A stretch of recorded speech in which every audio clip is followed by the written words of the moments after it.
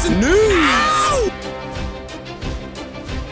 Okay, we'll start with this. Former IBF champion Mary McGee of Gary, Indiana, has been following the channel's coverage of the ongoing situation at the Paris Olympics. And this was her reaction to that story. Hell nah, she shouldn't be boxing on us. I don't give a fuck. I've been going hard on this topic on my Facebook page. This is not right.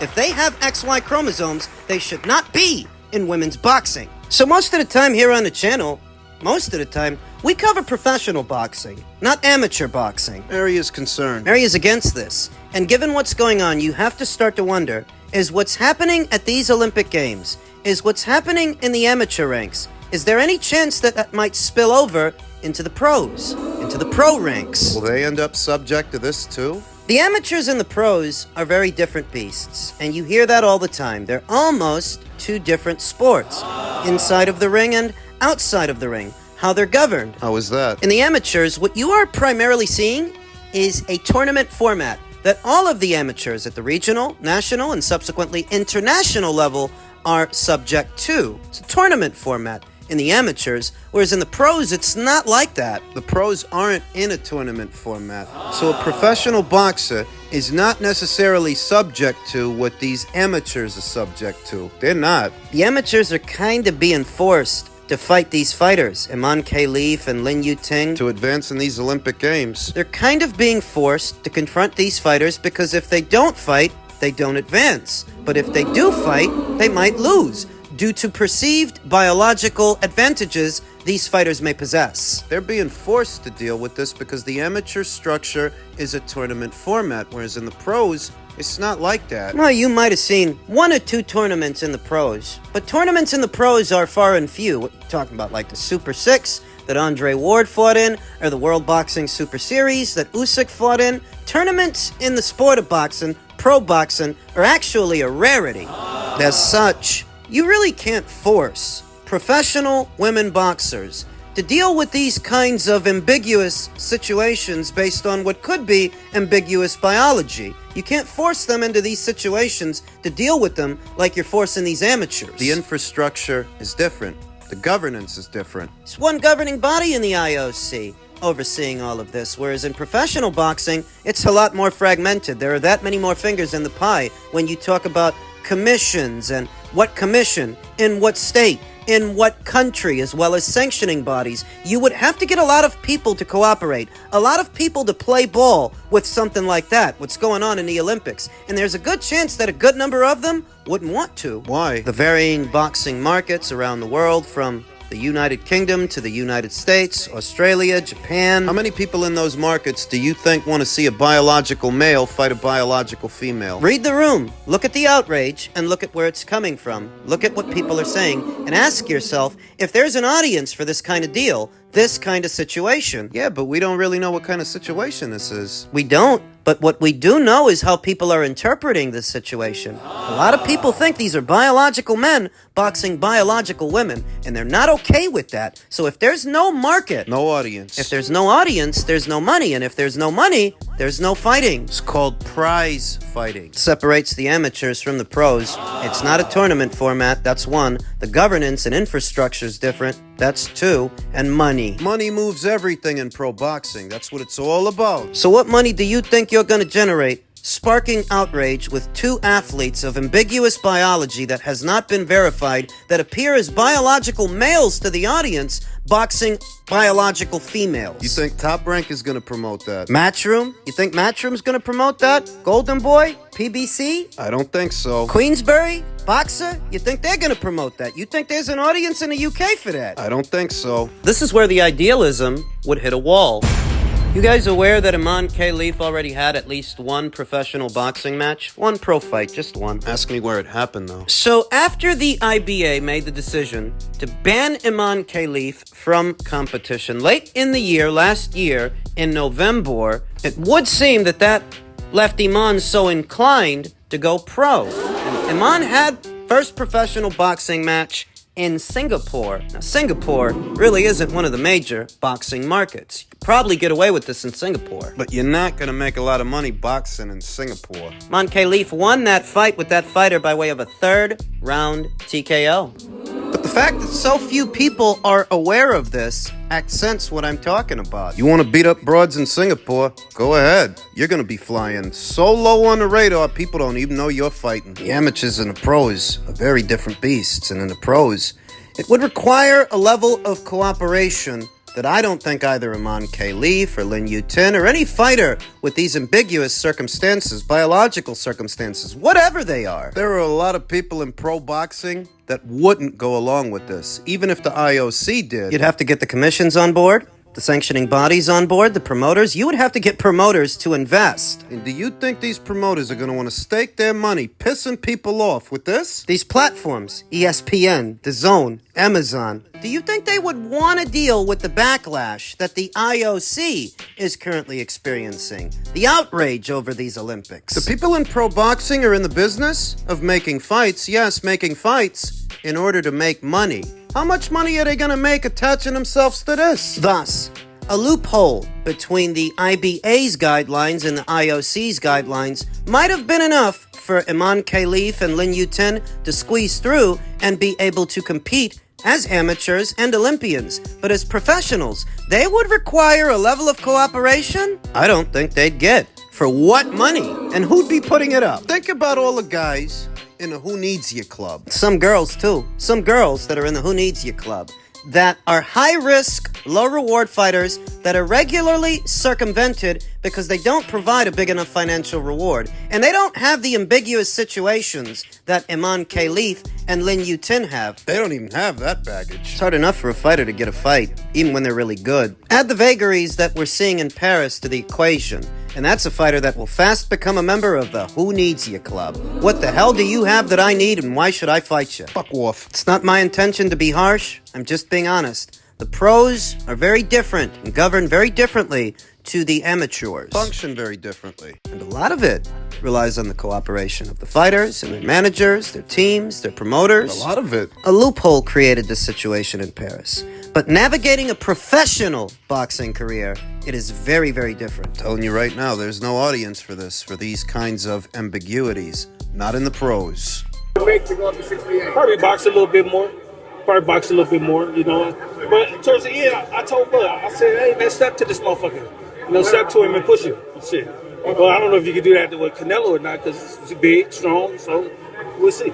So I think Saturday's fight was a little bit of a reality check for Terence Crawford. A wake-up call that maybe going all the way up to 168 pounds for Canelo Alvarez ain't such a good idea, even for the money that it offers after he looked the way that he looked at 154 with Israel Madrimov, a much less experienced fighter as a professional than a Canelo Alvarez. Not the end of the world. It was a fight I was receptive to, an idea that I entertained. What if Terence Crawford takes care of business at 154, looks good, does the business, then goes up to 168? Didn't know if he would win, didn't know if he would lose, but I was open to the idea. Not open to it now. Why not? Saturday's fight was a great fight, and a high-level fight between two high-level boxers. Israel Madrimov is better than advertised, but the American casual doesn't realize that because they don't know him that well. Let's be honest, they don't want to. Americans are highly xenophobic. Crawford's polarizing. Polarized, I should say, because a lot of people are angry. They're still angry that he beat Errol Spence Jr. They're not going to get over that. At the same time, some others are angry that he even dared to call out Canelo Alvarez. The Canelo fans are mad at him. Polarized. So when he goes in there and looks less than spectacular against an Israel Madrimov in a good competitive fight, at a new weight after a long layoff with a guy who's bigger and younger, stronger than the average guy that he's fought. Because he's polarized, there are many who are less than understanding and waiting for any opportunity to tear him down, take him down a peg. Was boxing insider Rick Glacier had said, if I were Terence Crawford, I would look to become undisputed at junior middleweight. That's a great route for him to further his legacy, as he would be undisputed in 3 divisions. And those 2 fights to become undisputed at 154 will create generational wealth for the Crawford family. It's double the legacy, and that's what it's all about. My thoughts. They've got to abort that mission to 168 to try to take on Canelo Alvarez. I don't think he can beat him. I don't see it. Where before, it was left to the imagination, given the number of right hands that he ate. at the hands of Israel Madrimov, and he showed a good chin. He took the punches well at 154. I think if Canelo lands a right hand on Terence Crawford, he won't take it so well. Board submission! It's too high a mountain to climb. There's no shame in that, the same way there's no shame in being ambitious and having been ambitious enough to think that maybe they can go up there and maybe they can do all right. That's what they thought. And if they were wrong, there's no shame in that. Why don't you say that when it comes to Teofimo? No, because I think Teofimo's full of shit. I think Teofimo's just calling out a guy who's busy. He knows he's busy, but he wants people to think he's willing to fight him. Oh. Whereas with Terence and Canelo, I genuinely believe that Terence and Bomac and the team, they wanted that fight and they were serious about having it, but they got a reality check this past Saturday. And that's all right, because just like Rick Glacier said, he can shoot for undisputed at 154 pounds. And believe it or not, I think he can do it. Even at this age, even at this stage, given how he looked on Saturday, I'd give him very good odds to become undisputed champion again. How? You guys just don't get it. What? The guy he fought this past Saturday is Israel Madrimov. What about him? If it were Israel versus Sebastian Fundora on Saturday, instead of Terence Crawford, if it were Israel and Sebastian, I would have picked Israel to beat Sebastian. If it were Israel and Bakram Murtazaliev, if it were Israel and Bakram, I would have picked Israel to beat Bakram. And if that sounds familiar, it's because I said that already. I said that before. This guy's dangerous. And I'm no Monday morning quarterback. I didn't wait until Sunday morning to decide that this guy's formidable. I've been telling you this guy's formidable ever since the Magomed Kurbanov fight. Been telling you, this guy's a well-schooled amateur. He's good, he's got power, and what he really needs are more rounds in the bank. More fights, more experience. But if he's confronted with the other champions at the weight, I think he would beat them.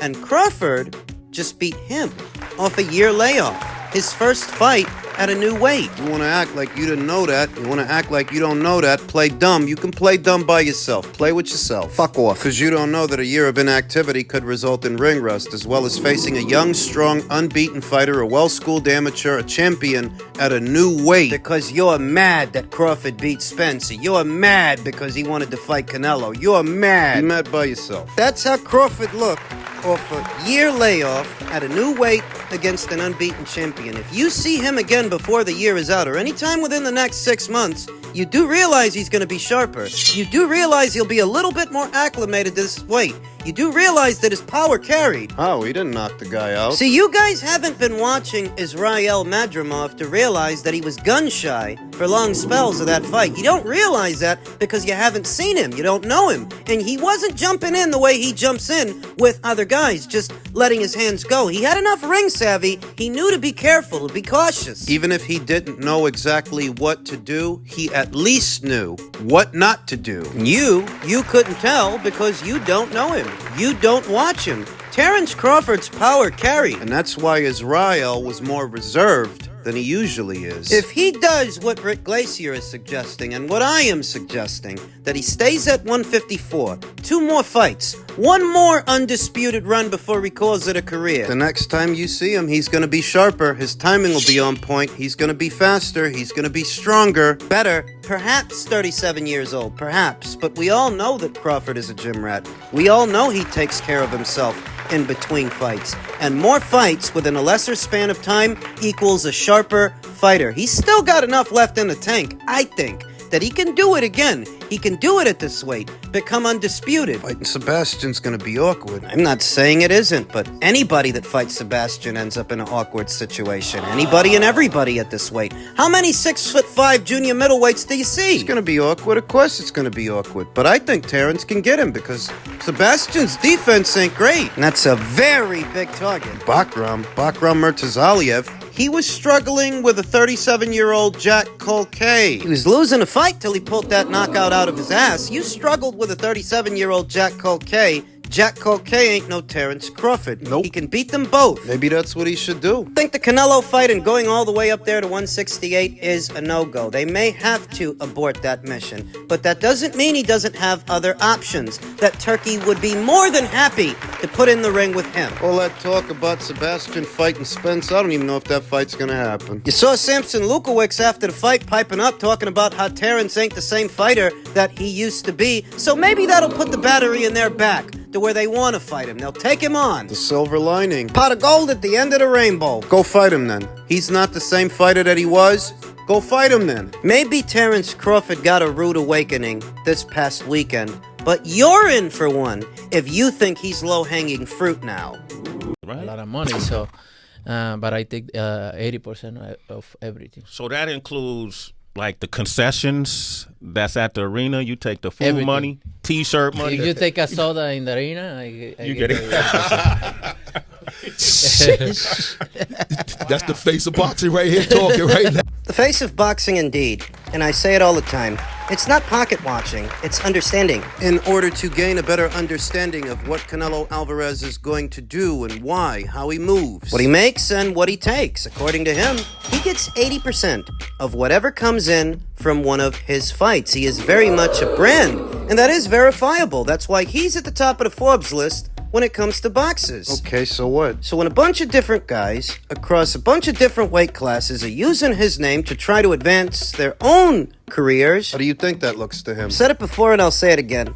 David Benavidez to Canelo Alvarez is just another guy. It might seem like a fantastic fight and a great fight, a really great fight to you, but to him, he's already had really great fights with really great fighters, made really great money, and David is just another guy, indistinguishable from anyone else, because what does he bring to the table for Canelo? Now, I'm not advocating against that fight. I would very much like to see that fight. The same way I wasn't against the Crawford fight. Not before, anyway. Wasn't against any of those fights, but a part of me understands why Canelo Alvarez is so blasé about so many of these fighters. The whole time he's thinking to himself, I paid my dues, look at where I'm at, the kind of money I'm making. I didn't get there by fighting scrubs and fighting nobodies, so at this point, what do these guys bring to the table that's supposed to make them stand out? Well, what the hell made Edgar Berlanga stand out? Easy money. If you want the honest answer, easy money. I don't even like that fight. I don't like that card. But if he's willing to take time out to pounce on Edgar Berlanga, it's because it's easy money to him. And what, the other fights ain't easy money? You could look at it that way, that maybe those other fights with those other fighters are more difficult, and to Canelo, they are more trouble than they're worth. A Bivol rematch, maybe a Benavidez fight, even though I would still pick him comfortably to beat David Benavidez. But he's laxed. He's on cruise control. Professional boxer as of 15 years old with over 60 fights now at 34. What demeanor do you expect him to have?